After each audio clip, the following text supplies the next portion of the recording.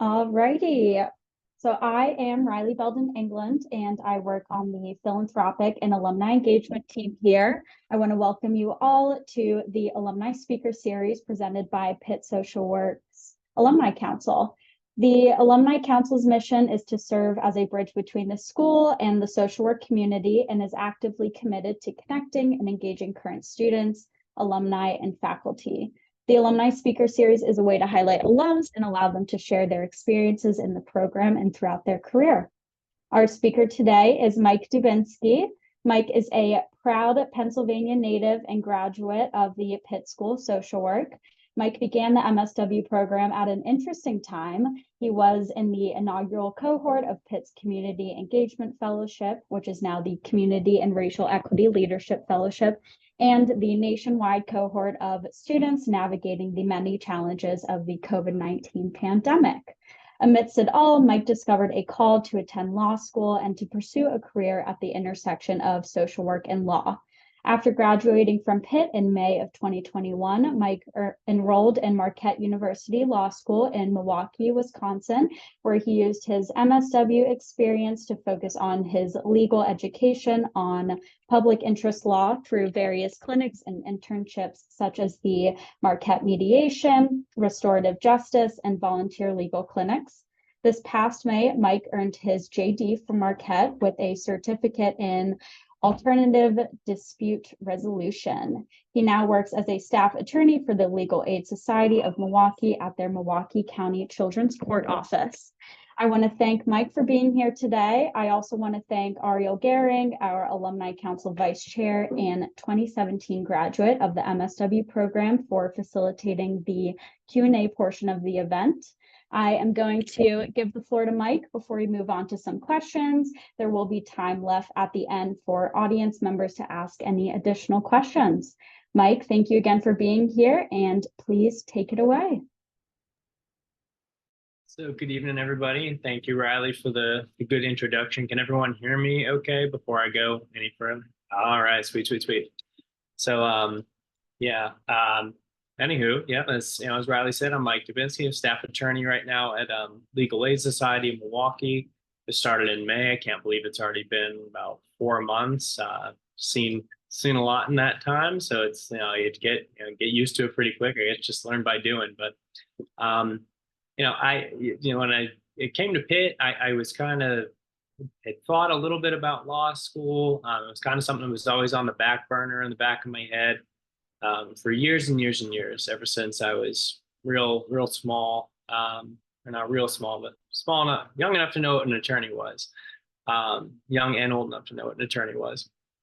But was really interested in public service, and I came to Pitt with the interest in wanting to do community practice, wanting to do kind of macro level social work, do policy stuff, do kind of human services management, community organizing, all the work right at that kind of that intersection, and to really gain a lot of the the skills that social workers get, and being able to be trained to be able to work with all different kinds of folks, different ability levels, races, genders, etc. And while I was there, it was actually during my first year of field work. I was at Operation Better Block in Homewood. Shout out Gabrielle DeMarchi, who is on this call right now. I became I kind of everything made sense. I started to think more seriously about law, because I was working with an attorney at Operation Better Block named Irene, who made it all real for me prior to coming to Pitt, prior to meeting Irene and working with Irene and Gabby. Being a lawyer really didn't make sense too much to me. Most of the attorneys I spoke to told me either do not do it or have a really solid plan if you're going to move forward with going to law school or wanting to become an attorney. And so I didn't have either of those two boxes checked, so I wasn't going to move forward unless that criteria was met, and I really wanted to do it. And I had some really good idea for what I wanted to do. And Operation Better Block, and talking and working with Gabby and Irene, that kind of made it all, as I said, made it real for me. I was like, oh, public interest attorney. That's something you can do. Neat. Because Irene had this really interesting, career through public service of being a judge and now working for OBB and being able to address, address racial equity through tangled titles. Like it was a kind of it was a, to me, obscure legal issue I didn't really know a lot about, but clearing titles for people who basically inherited homes, were making payments on homes, but were not getting equity for them because they were in the names of their deceased loved ones.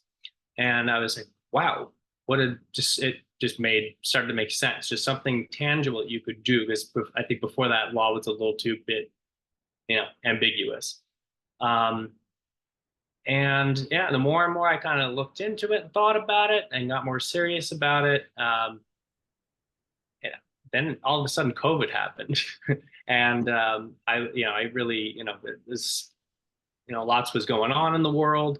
But I kind of remained, undeterred and wanting to keep pursuing and looking into what law school could mean and how I can kind of put both of these together. Because to me, I was really interested, and still am, putting law and social work together. And so that was my mission in mind. That was my why. That was my that having it figured out. And then then came the really wanting to do it for me. So through a lot of conversations with a lot of people, really kind of discerned my way through it, and was like, all right, let's go. And through a lot of help from a lot of people at Pitt and in the social work program and at my field placements, I was able to make that decision. And shout out to Miss Krista Jones, who's also on this call, who was able to help me discern where I was going to go and what I was going to do, even though it was sadly going to take me far away from Pittsburgh. But anyway, I applied, and then when I was looking for law, at kind of a criteria for law schools, I really wanted to keep it pretty close to my social work education. I wanted places that were really going to be focused on practice, being an attorney, not just learning the law, but having a lot of opportunities to get out and do field work or to do what do I call it, just internships, right out of the gate, because not every law school allows their first year students to do that. So it was a big important thing for me to find. And and that was kind of my criteria. So I feel like I had a real sense of kind of what I wanted out of a program, and I went after it. And Marquette Law School ended up the champ. They were an interest of mine, particularly because this got this articulated mission of social justice. They had a pretty big, robust, and established volunteer legal clinic that does exclusively free legal advice and legal services to the greater Milwaukee community and the entire Milwaukee County. And they allowed first year students to get involved, which was kind of checking all of my boxes. And also they had this little thing out here in Wisconsin called diploma privilege, which basically means once you graduate law school from a Wisconsin law school, and there are only two, so it's us and UW-Madison, you get your license to practice if you pass the character and fitness exam, which is a glorified background check.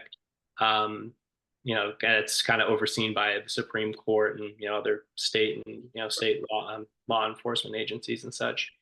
But once I for all those reasons, I was enticed, and I came out here, and through my time at Marquette, I kind of discovered that I did want to continue with I wanted to do public interest law. That was the path I was on, and kind of wanted to continue down that route.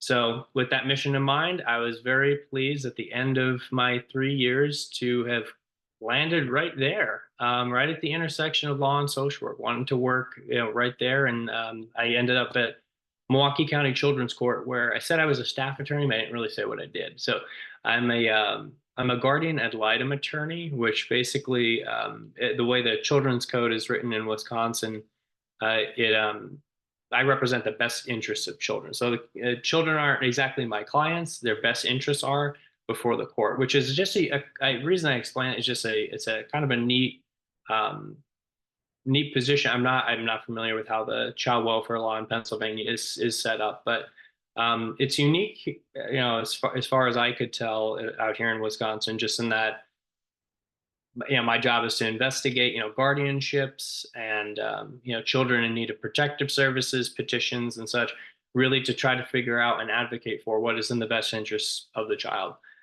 So the child could disagree with me.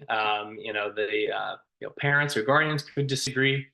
But my job is to just what is in their best interest based on all of the evidence and the whole investigation that I've done. And so it's really it's difficult work, no doubt, but it's been very rewarding thus far. It's and I know there's a question about this, so I'll leave I'll save save it for later, but kind of talk a little bit more about the work. But the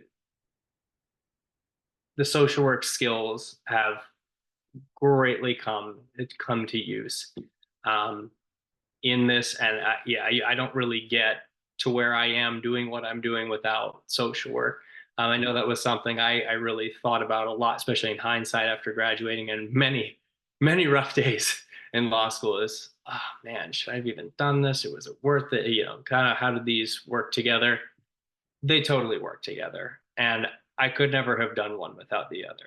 I'm glad I did them in the order that I did them in, but it's I could not do one without the other, and I'm thrilled thrilled to be here to talk a little bit more about it. But I think with that, I'll be quiet and see what questions that Ariel has for me, and kind of get into it. But yeah, it's a little bit about me, and like I said, Pennsylvania native. Really representing the Keystone State out here as best I can, and especially reminding everybody that Pitt football is, are we 4-0, 3-0, something like that. But anyway, yeah. Awesome. Thank you, Mike, and nice to meet you. I am very curious about how the social work and law stuff fits together. You are just talking about it, so let's just dive in with that one. How do you think your job would maybe look different if you didn't have your background in social work? Mm-hmm. Yeah, I think I would. I think a lot of the just basic skills that we learn, and just in terms of just how to deal with, one of my coworkers kind of put it, I think a bit dramatically, but I thought it was right on the money.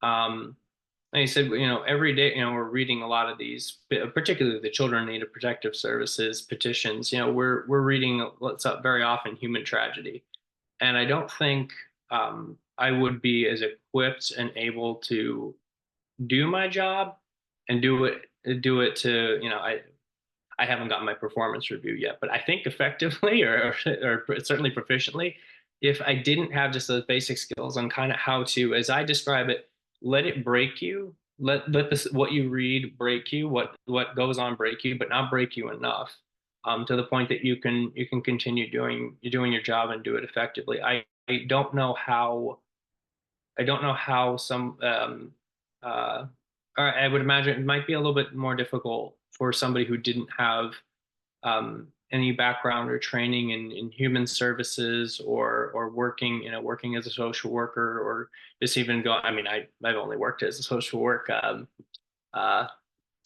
student, but I didn't. I got my license and such, but if without any of those skills and education, I don't know how. I think it would be a little bit harder for me to be able to kind of hold that tension between the just the challenges of what I encounter every day, in addition to but also being able to be an effective advocate. Trying to hold those two at the same time, I think would be a lot more challenging. Yeah. That makes a lot of sense. I often feel the same way about social work. It's like the foundation for everything that I do. And I think that's probably the best answer to a question we didn't even ask, which was about self-care, which I think always gets asked at social work stuff. And that letting it break you, but not down to the point where you're no longer effective, is maybe the best self-care answer I've heard. Jason, did you have a question? Do I see a Zoom hand? Yeah, I put in the excuse me, the question section. I think that I work with a lot of GALs, and I'm in Allegheny County at CWEF. So Kids Voice is our agency that was really appointed GALs. And I think that, like, as opposed to like the solicitors or any other court staff, I think the GALs, they have to understand, they've got, if they don't learn it, they get like a crash course on macro level stuff. Like, whereas a lot of other court people we interact with, they just deal with the micro level. Whereas GALs, they have to do home visits. They have to understand about, you know, schools, especially for a lot of kids. They have to know like McKinney-Vento. So just like GALs, like, you have to commit to being a social worker, even if you don't have that background, is what my observation has been. Again, we're a major metropolitan area, so I don't know what's like in smaller areas, but yeah, the GALs, they jump in with us caseworkers, so to speak. Makes a lot of sense. Thank you. Mike, in your experience, have you seen other opportunities that would like benefit either people who are social workers already that are in law that are maybe different from what you're doing? Are there other things that you see that you're like, oh, that would be a benefit to have a social worker in that space? Does that make sense? Oh yeah, for sure. I think a community and economic development spaces, anyone doing any kind of real estate law, especially if they have a passion for social justice in particular, and you know, kind of equitable community development. Having a background in social work, particularly, you know, I mean, whether it's macro even or micro, being able to have a good understanding of just basic like person and environment. It still surprises me how many or how just how pervasive that is not understood in so many spaces, that like, oh, people are affected by places, communities in which they grow up and everything. Just, you know, not seeing, you know, we're humans. We're not, you know, we're not little category boxes. You know, nothing happens in a vacuum. So I think having that really just like you said before, Ariel, just having that be foundational to you, I think could be hugely beneficial in community and economic development spaces, just because the built environment, and even just the social structure of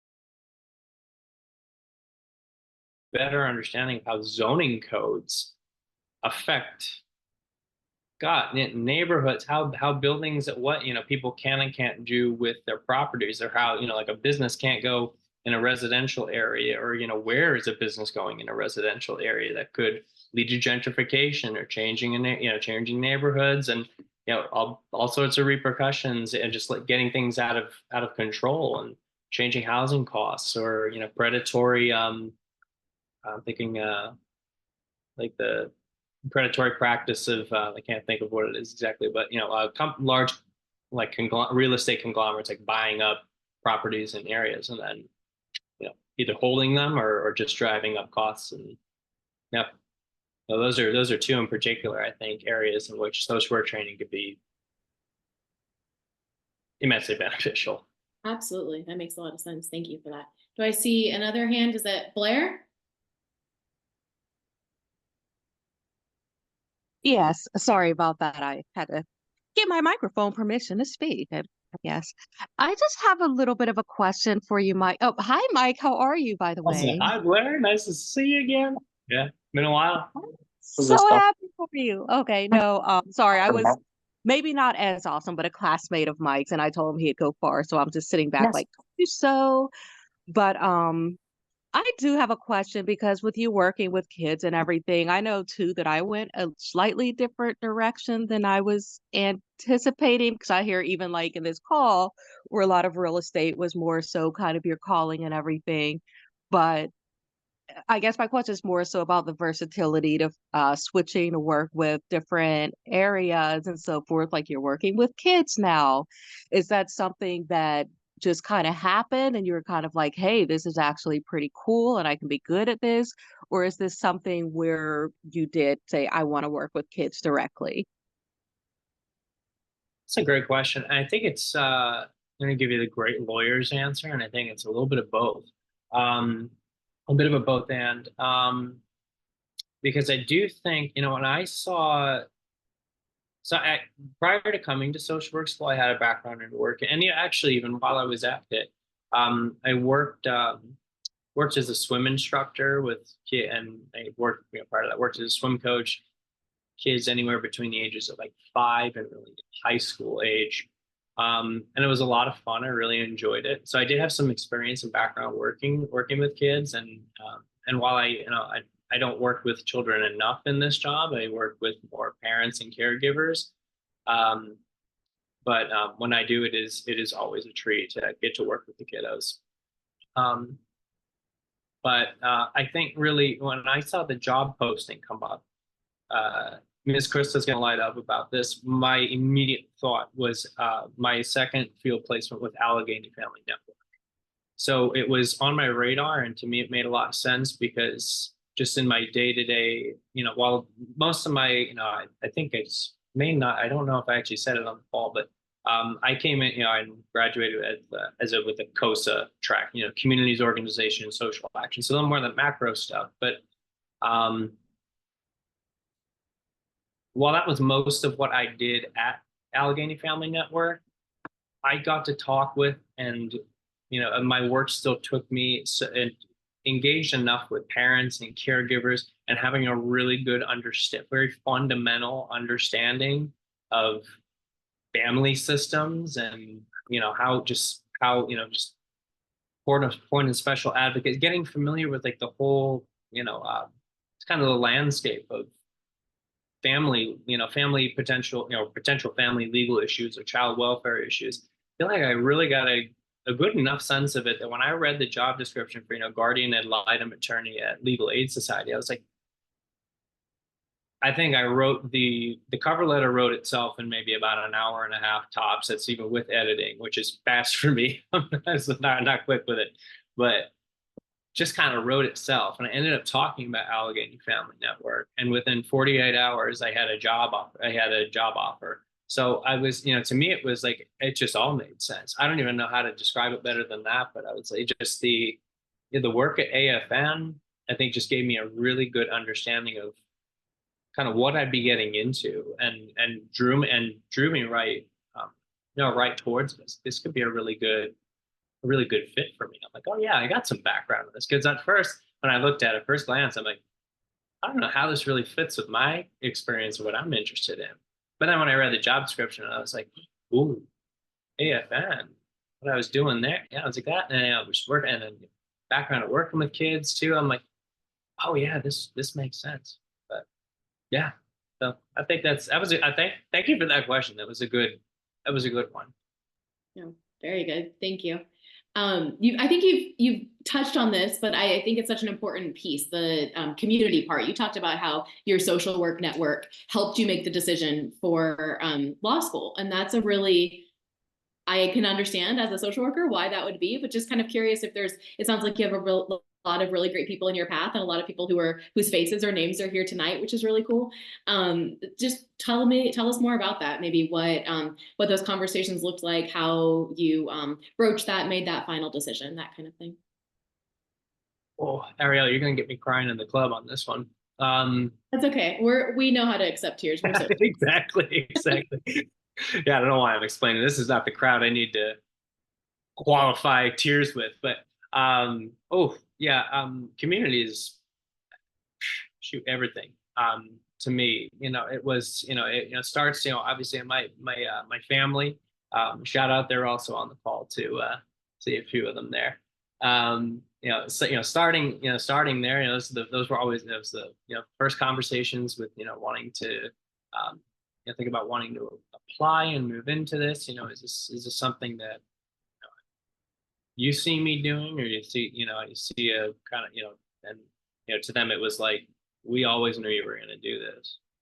And I'm like, oh, well, it was not so obvious to me. I had to go roundabout. But that's okay, because if I don't go roundabout, we're not on this call tonight. So, but then, yeah, the social work, the community of social workers, oh man, what a great, what a great, great group to figure that one out, that decision with, both, professionally, and getting to, really, talk with the attorney I mentioned, Attorney Irene, and get to, she just kind of sparked that, like, maybe you should consider this. I'm like, funny enough, I have for many years, but never, never seriously enough. And talking with Gabby, talking with Miss Krista, and my other, my other coworkers at Allegheny Family Network, really leaned on my, both those professionals that with whom I worked, who were, supervisors and coworkers, to be like, yeah, this is kind of what I'm thinking, like, and without that support, and without being able to kind of just, just as, from everything to just bouncing ideas off of them, or just kind of being able to talk about it, and talk about just, the challenges of applying to law school. And because at that time with COVID, so many things were changing with the LSAT administration, and everything was it was a very odd time to be applying. And I do see a few folks who mentioned some, applications to law school are interested.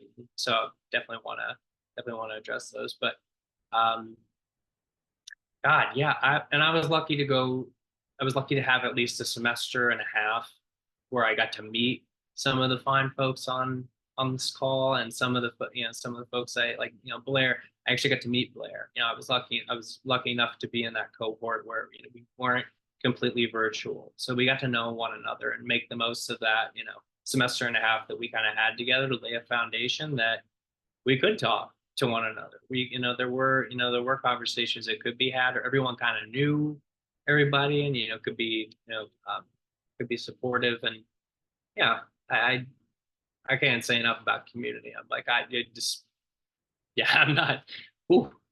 I'm not here without the help of a lot of people to talk to, bounce ideas off, and most of all, just to get a lot of unconditional support from. Yeah. Thanks for that question. Yeah. Oh, thank you for giving a true and vulnerable answer. That is how I feel about community. It makes me cry when I think about it. And how cool is it to have people that you can say, hey, I'm going to school for this thing, but I want to do something totally different. And they're like, yes.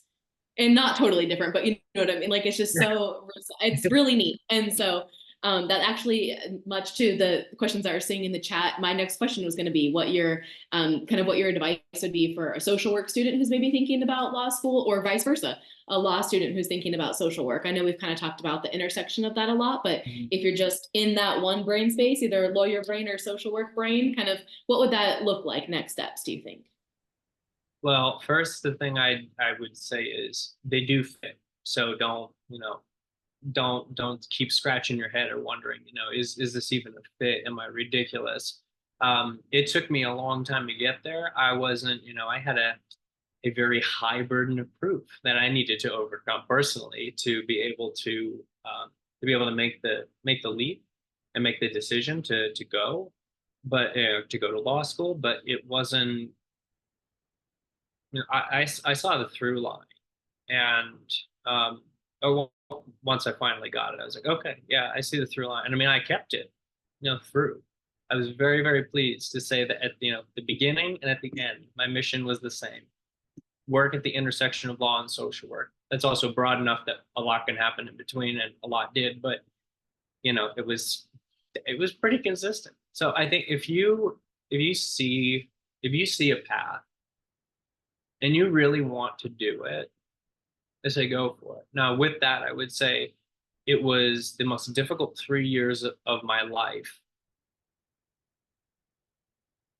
Academically, it is totally different from social work. Totally different from social work. It, in many, many ways, law school is so different from social work, in that that, especially that first year, you were doing a lot more in the classroom. You're not getting right out into field work unless you really actively try to do it. Like, I knew the importance of it and I put a premium on that. My grades probably, suffered for that probably a little, but to me it was, and I mean, and I also picked a law school that was interested in, that was pretty committed to developing good practitioners. So I wasn't discouraged or prohibited outright from going and doing those kinds of things. But it definitely, I definitely think it probably did come at a cost for me personally, in terms of the grades. But to me, I was getting experience, which to me was kind of worth, that time was better spent than maybe a few extra hours, staring at case law. So, but it's really difficult because it doesn't, it's two different sets of, it's kind of just two different environments, two different sets of rules. The culture of law school is also very different than social work school. I had a lot of very collegial relationships with professors that I got to talk to at length and still keep in touch with. I didn't have the same relationship with any professor really in law school. But that's more of a personal experience. I don't think that that's fair to say it's that applies across the board. Just know that it could. And it's, the social work into law, just because, we do put such, you kind of mentioned before, and I was starting to just tear up. You're like, it's okay, you just can deal with it. It's so sometimes a little bit harder for maybe some other folks who didn't go through social work school to understand. But on the opposite end, I had a lot of people say, "Oh, wow, you did social work before you came here? That's really cool. Tell me about that." It also helped tremendously in, hitting the ground running with the Marquette Volunteer Legal Clinic and going to this Fort McCoy, I think it was. It was an opportunity. We got to go to Fort McCoy. It was during the evacuation of Afghanistan in 2021. A number of refugees came over, and they were a lot were at Fort McCoy, Wisconsin, one of many locations. But we were helping fill out asylum applications and such. I was so much more prepared to jump into a situation like that, an opportunity like that, than I might have been if I was, a law student, or just, if I didn't have the social work background. Simultaneously, in addition, I should say, the job I applied for and ended up getting, they loved that I had a social work background. I'm now one of, I think, 3 on staff who have both. There were 2 of us who got hired at the exact same time. Actually, we were classmates, so it's kind of nice. A friend and a classmate who both got hired and worked 2 doors down from one another. But we're both social workers, and or had the background of social work before law. So that's, from going to social work to law, from law, being a law student and doing social work, I would tell you, you might not realize it, but it's going to help you so much in every which way you go, because everyone always thinks lawyers and court, and it's about winning arguments, and very very often it is, but some of the best litigators, they win without going to trial. They win through persuasive, not only through persuasive writing, but through persuasive conversation. If you go to social work school, even if you're doing corporate law and working at a massive firm, and you work on your business, contracts or whatever, contract negotiations are going to go a lot smoother for you if you have a good understanding of the people with whom you're negotiating, or an ability to understand, because person and environment doesn't just apply to folks who I'm working with every day in legal aid. It applies to everybody. So if you're able to in a business world or in a nonprofit legal aid setting, doesn't really matter. Like, you're going to be able to think of such a better understanding of people, and ultimately how to be a more effective advocate and a more effective attorney if you had social work education under your belt. It makes a lot of sense. Thank you for that answer. The two questions that came into the chat were perfectly timed, so well done, guys. I to ask them here, I think. The first one, so I'm just going to go in order of how they came in. The first one is about being interested in getting into macro practice. What you've seen is worked or that, wow, let me restart that. What you have seen and experienced as ways for social workers to get into affecting policy. So ways that, yeah, what you're seeing out there, or maybe ideas if it's something you haven't seen but you think would work. Mm-hmm. Mm. That's a good one.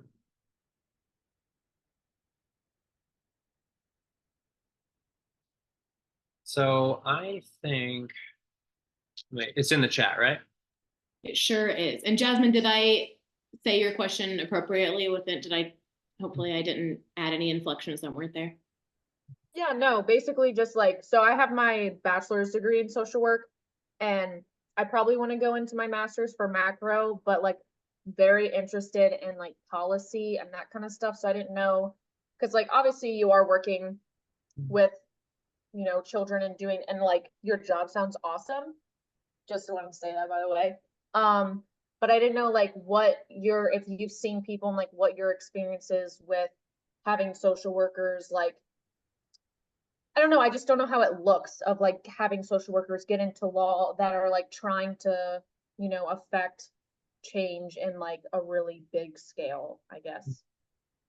Oh, yeah, it's that. Thank you. I wanted to read the quote because I thought maybe just reading it might just jot trip a switch, and but I appreciate you explaining a little bit more, Jasmine. And I think one way I've seen it happen, actually at my job right now, and this is my supervisor is one of the 3 attorneys who has her MSW as well. This might not sound like a massive, like a massive like legislative policy type change, but it could have real big implications, for, at least within children's court. She's part of a kind of a an internal group that's working on ways to kind of not necessarily, I guess revise, restructure some of the traditional dispositional order, the dispositional orders that are written for that we as guardians ad litem will often support, but the state usually files them. But the dispositional orders are pretty much just the the orders brought by the state to kind of continue the children in need of protective services, kind of like where the case is going. And they usually have lots of different conditions within them, and that language specifically, trying to change some of those to be a bit more encompassing in terms of any number of things. So like, for example, taking all medications as prescribed. Some, parents' attorneys are very iffy about that, and they're like, no, this should be changed and it needs to be, and just trying. But I think the project is mainly trying to restructure the language around in these dispositional orders to make them easier for parents to follow, to make them more digestible for everybody, including the attorneys, and nobody's left guessing, so everyone kind of has clearer ideas going forward how they can comply with the court orders, so that it leads hopefully to better outcomes, which, it sounds like it, and it is kind of a small thing in the scheme of things, but really, if we have a number of parents who have many less questions about how to, comply with court orders, we're gonna have a lot better outcomes, not only for them in getting any of the court ordered services that have been ordered for them, but also for their children as well. So hopefully, the goal, we usually always supporting a goal of a dual goal of reunification as well. That's the children's code in Wisconsin. I'm sure it's similar in Pennsylvania. It's literally written to, or there's statements in their policy statements about reunification is really what we want. Families do better when they're together. And so that's great. If, that's to me, if there's, my supervisor's name is Courtney. Courtney is one of the social workers who's doing something like that. That I think is, is, to me, it is policy. It is policy. It's internal to the court, but it could lead to much better outcomes throughout all of Milwaukee County. So yeah, that's just one example that I'm sure somebody will share my contact info. So if you definitely want to have more chats about this, I definitely open to it. Anyone is welcome to reach out. So Thank you. That was very helpful. I just testified in court in a guardianship hearing, actually, and we would have benefited from something like this having been done prior. So that's a great example. but it's not just us. All right. No. And Jason, I see your question and I saw your hand. Is that what you wanted to clarify? Yeah, I think, I mean, if you do get your master's degree, personally, I think when you take your first social welfare course, I think that really taught that class where I think it's like 100 people in that one class, that social welfare policy class, where you learn. But I think most people I work in, and I wonder, Mike, I just don't think a lot of people understand the policies they're working within. Like, we work in, obviously, the Child Protective Service law. It's very specific. The Adoption Safe Families Act, everything is very broad, but I think a lot of people don't understand how much policy actually they have to work within it. So until you really understand the policies that you're working in, like, you can't do change until you know those laws. So that's what I like a lot of new caseworkers I work with when I mentor them. I give them the Child Protective Service law. I say, take 3 days, please read this, and then let's go back and talk. Yeah, that's a great point, because I do think it's very much, and that's been my own personal homework assignment for these. Probably seem like elementary questions, and like, why does the guardian ad litem or this attorney need to know this? But I'm like, I want to know what happens when, I'm supporting, X, Y, Z. What does that actually look like in practice? Because very often I don't really see it.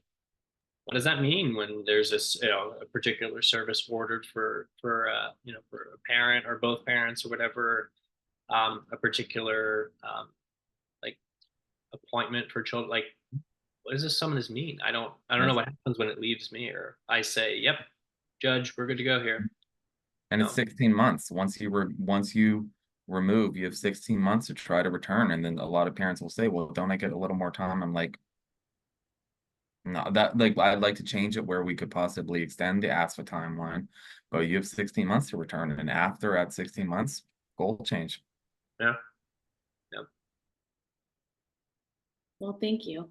I think Jason had asked a question earlier, and I think this newest question that came in actually they're pairing together perfectly. So Jason had asked kind of if we're looking at doing a second degree seeking student, the financial consideration is a really big piece of that. So maybe speaking to that experience, and let me just tack on to that, because I think this next question is great here from Mackenzie, that she's a BSW student looking for jobs that would be specific, or if there are jobs that are specific to a dual degree. And then of course, how do we weigh the cost of that? What did you run into with that? I know that could be a very personal question, so how you feel comfortable answering that, but just kind of, what you're running into out there in that realm. Mm-hmm. So for me, I was very confident that I wanted to do something. I mean, like I said, right at the intersection of law and social work. And to me, that meant, they're going to be working in governments or nonprofits. And those are the spaces I've done all my internships, field work experiences, everything really up to this point in my life, all my work experience and volunteering even. It's really all been through nonprofits and or government. I'm really comfortable in those spaces. I didn't really want to leave. And public service loan forgiveness was a top of my brain when I was doing this, and I was like, no matter what the cost, I'm going to be, trust that it's going to be all right, because in the end, I know that will be, a lot of that money will be forgiven. And not only that, there's income-based repayment plans, which I also think, I don't think, even in law school, I found a lot of people didn't seem to really know about, or it wasn't like they maybe hadn't thought about it. up until that point, like when I throw around some of these things, like, income-based repayment plans are going to work for government. So, public service loan forgiveness, PSLF will count, and it's going to be fine. Or, you're going to make a boatload of money and pay it off much faster than I will, great.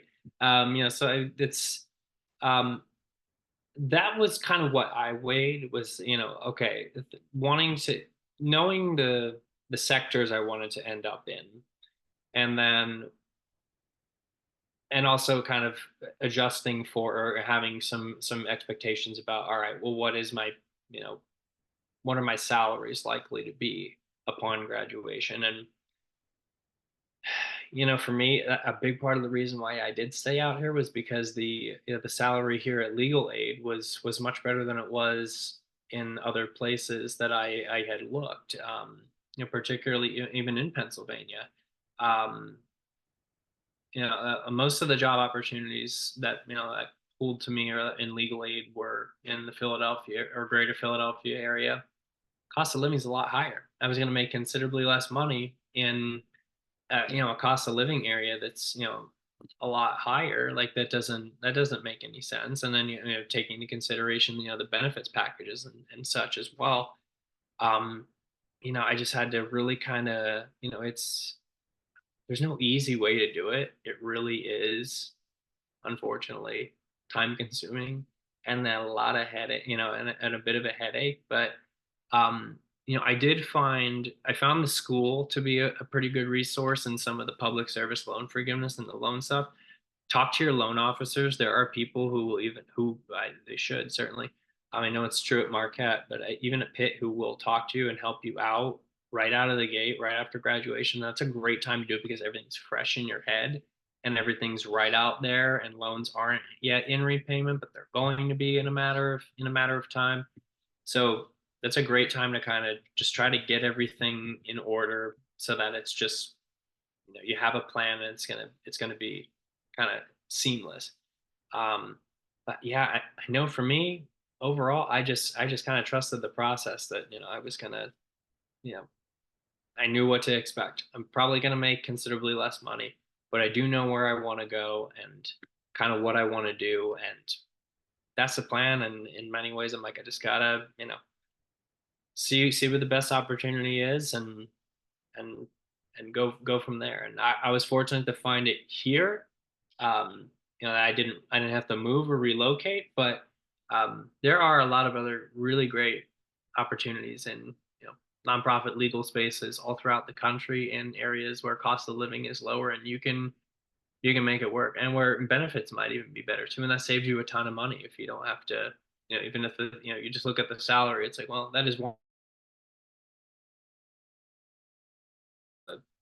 huge portion that you might otherwise have to pay. So those are kind of the things that I thought about. But again, I hope we'll share my contact information at the end. I'm happy to be a resource and have ongoing conversations, because this is really hard and it was not easy to navigate. And getting back to community, could not have done any of this alone or without other people and talking to others, because it is a lot. Yeah, it's tough, but it's also very manageable too. That's helpful. Thank you. Very real about what we're experiencing out here. So thank you. And sorry, I have a very impatient dog who's been very squirrely with the weather today. So I apologize for her vocalizations. Okay. But Most welcome here. Thank you, ma'am. Just a second. So you've done a lot of school. Congratulations on that part, by the way. But what do you see happening for you in the next 5 to 10 years? How you consider using both of your degrees together still?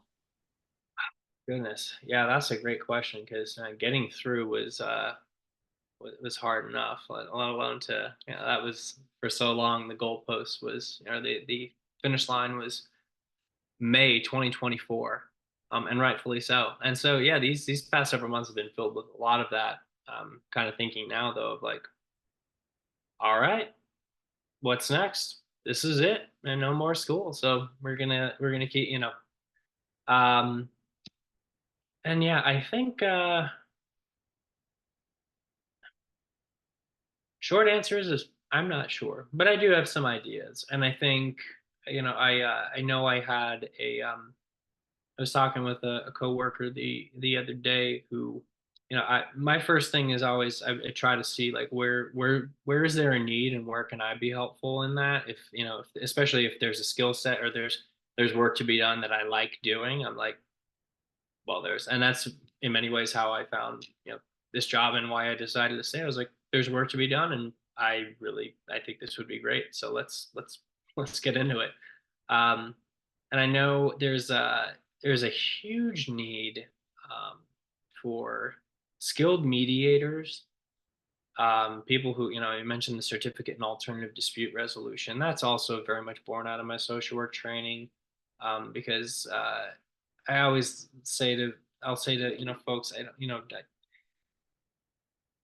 especially with guardianships, they can be contested sometimes, and then that kind of makes it like a trial when people contest it. I prefer mediation much more, because you can, and I always try to encourage people to try to mediate instead of litigate, um, because mediation, you can have a lot of the conversations that I think are really important about the underlying issues behind why a legal file even came in, or a legal action even came in, that you just can't have in court. There's no space for it in testimony. It's a bit too. It's just the way that the process is designed. So I'm always interested in that. But I know that there's a big need for mediators in children's court. Particularly out here in Milwaukee, but not just here in Milwaukee, in other places as well. And that's kind of a space in which kind of my heart goes, and that I just get drawn to, in a space where I'm like, there's work to be done there, and I might like to do that. So yeah, like so a court commissioner, or just somebody who's a trained mediator to try to help um, resolve disputes.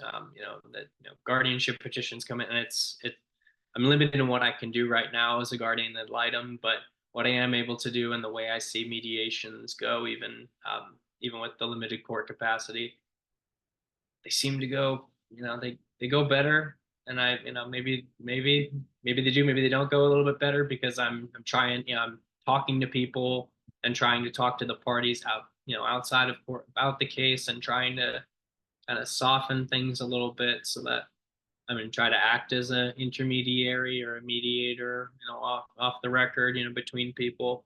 And yeah, if we can have better outcomes for kids, they're going to do a lot better. I always say, I'm like, it's in the best interests of like, it's always in the best interest of what the child, for whom I'm advocating.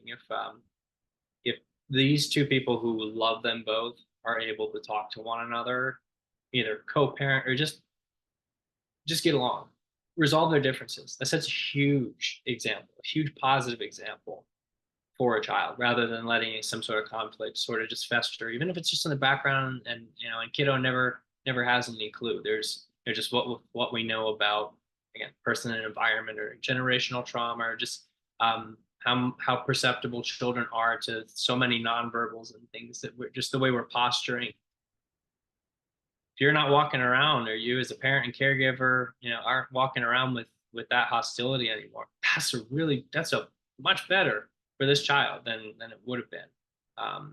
And being able to show, in some cases, if kiddos are old enough that you were able to resolve it, even better. They have a great example, and they set that example. And yeah, I'm always proud when those can come to a peaceful resolution. So I think that's one place I'd like to see it go in the next 5 to 10 years, is getting a little bit more into the direct mediation realm. Yeah. Awesome. Very cool. Thank you. Any last questions that I either missed in the chat, and I'm sorry if I did, or questions that people have thought of while we've been chatting? Mike, I don't know if I ever met you. I feel like I did. But, yeah, we did. Yeah. I know. I thought so. But I just I was like really interested early on because I live in an inner city community where there are folks who are continuing to pay the taxes on the homes, but they don't own the homes. There's like whole zoning issues here also that really could use the expertise of someone who has skills as an attorney as well as a social worker. And yeah, there's a lot of conflict in our community here about like, you know, why do we insist on separate housing and why can't we have what anyway, I just want to say maybe you would consider that because we could really use someone with your skills to kind of navigate and engage with those kind of issues, you know? Yeah, when I say the mediation space, that they're not one particular issue in which I'm interested in because it's just it's about like I mean what I'm hearing is like it's a lot of it's a democracy problem. People aren't being listened to. But I think you need skills. You often need I think skilled mediators to bring people together because some people are too afraid to talk to one. And we're all I'm convinced most of us are much more reasonable than we think that we are. And you'd be surprised, you'd be shocked what people will say, which has been a nice thing on Zoom of doing mediations on Zoom. What people will say in a breakout room that they just can't get themselves to say to the other person directly, but they'll say to me to say to the other person, and boom, logjam undone, and we're moving right along with whatever the issue was, and huge breakthrough. It's crazy. And the amount of times where people are shocked at, oh, I didn't know you felt that way, and no progress. It's amazing. So it's definitely definitely an interest of mine. It's something I because I'm just getting back to the whole community development thing was interesting to me. And you started by saying that that's how you started becoming interested in this whole idea of combining law with social work. Just an observation. Oh, thank you, because it's right there. I don't even think it's at the back of the mind. It's probably somewhere up there. I just see one facet of community development right now. That's just child development. But, sure. So critical. Yeah. All right, but thank you. It was so interesting. I really enjoyed. Yeah. Just in the interest of time, I think that, if there are any other questions, Mike, if you can throw your email in the chat. Also, I sent everybody a calendar invite, so you should have my contact information. Feel free to send me an email to request Mike's information. As you can tell by my office back room, it is very dark outside. And so I will close the event because I figure we could probably keep this going for another hour. Mike, thank you so much for coming on today. It has been truly incredible to hear how you have put social work and law together, and you are still smiling after law school and the many years of school. So thank you for taking an hour of your Monday evening to talk to us a little bit about it more. It has really been great. So yeah, with that, any closing words? I appreciate you all for being here today. Many thanks, y'all, for making the space and for showing up. I'm still smiling because of all of you. So and all the support and being able to hopefully take some of this and try to pay it forward. So, all right. Thank you. Well, thank you very much. Everybody enjoy the rest of your evening. All right. Thank Bye, you. y'all.